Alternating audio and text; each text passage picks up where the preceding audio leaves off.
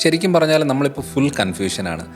ചിലർ പറയുന്നു ഇത് നല്ലതാണ്, ചിലർ പറയുന്നത് അത് നല്ലതാണ്, വിറ്റമിൻ ഡി നല്ലതാണ്, ഒമേഗ 3 നല്ലതാണ്, അങ്ങനെ കുറേ പറയാറുണ്ട്. കാൽസ്യം നല്ലതാണ് എന്നൊക്കെ പറയാറുണ്ട്. ശരിക്കും പറഞ്ഞാൽ ഭൂരിഭാഗം ആരോഗ്യ പ്രശ്നങ്ങളിൽ നമുക്ക് വളരെ ടോപ്പിൽ നിൽക്കുന്ന പോഷകം എന്ന് പറയുന്നത് അതിൻ്റെ അളവ് കുറഞ്ഞാലാണ് ഒത്തിരി ബുദ്ധിമുട്ടുണ്ടാകുന്നത്. അതിൽ ഒന്നാണ് വിറ്റമിൻ ഡി എന്ന് പറയുന്നത്. രണ്ടാമത്തത്, അതായത് വിറ്റമിൻ ഡിയുടെ തൊട്ട് താഴെ നിൽക്കുന്നതും പക്ഷെ വളരെ ഇമ്പോർട്ടൻ്റ് ആയിട്ടുള്ളൊരു പോഷകം എന്ന് പറയുന്നത്, മിനറൽ എന്ന് പറയുന്നത് അയനാണ്, ഇരുമ്പ് സത്ത് എന്ന് പറയും. ഈ ഇരുമ്പ് സത്ത് കുറഞ്ഞാൽ തന്നെ ഒത്തിരി പ്രശ്നം ഉണ്ടാകും. തൈറോയ്ഡ് ബുദ്ധിമുട്ടുകൾ തുടങ്ങും.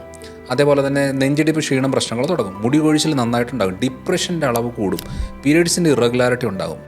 അങ്ങനെയുള്ള ആളുകൾ സ്റ്റെപ്പ് കയറുമ്പോഴത്തേനും നെഞ്ചിടിപ്പ് തുടങ്ങും, ശ്വാസമുട്ടലുണ്ടാകും. കുറച്ച് കുറച്ച് നടക്കുമ്പോഴത്തേനും ക്ഷീണം വരും. ഇതെല്ലാം ഉണ്ടാകുന്ന അയൺ കണ്ടൻറ്റ് കുറയുന്നതുകൊണ്ടാണ്.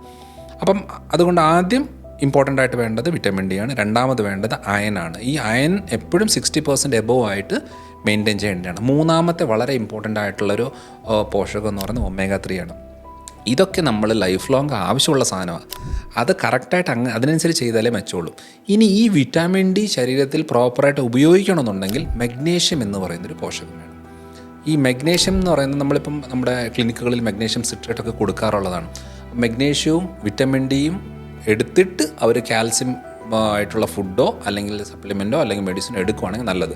വെറും കാൽസ്യം മാത്രം എടുത്തുകൊണ്ടിരുന്നു കഴിഞ്ഞാൽ രക്തക്കൊള്ളിനകത്ത് ബ്ലോക്കുകളും കിഡ്നി സ്റ്റോണുകളും ഉപ്പുറ്റിയുടെ അടി വന്ന് അടിഞ്ഞു കൂടുന്നതും പല രീതിയിലുള്ള കാൽസ്യം ഡെപ്പോസിറ്റ് പ്രശ്നങ്ങൾ തുടങ്ങും. സോ അതുകൊണ്ട് നമ്മൾ എടുക്കുമ്പം മെയിനായിട്ടും നമുക്ക് ആവശ്യമുള്ള പോഷകം എന്ന് പറയുന്നത് vitamin D, iron, omega 3, magnesium. ഇത് ഇത്രയും വളരെ ഇമ്പോർട്ടൻ്റ് ആയിട്ടുള്ളതാണ്. ഇത് നമ്മൾ മാനേജ് ചെയ്ത് പോയാൽ തന്നെ 80% പ്രശ്നവും നമുക്ക് ഹാൻഡിൽ ചെയ്യാൻ പറ്റും. ഇല്ലെങ്കിൽ റിപ്പീറ്റഡായിട്ട് ബുദ്ധിമുട്ടുകൾ വന്നുകൊണ്ടിരിക്കും.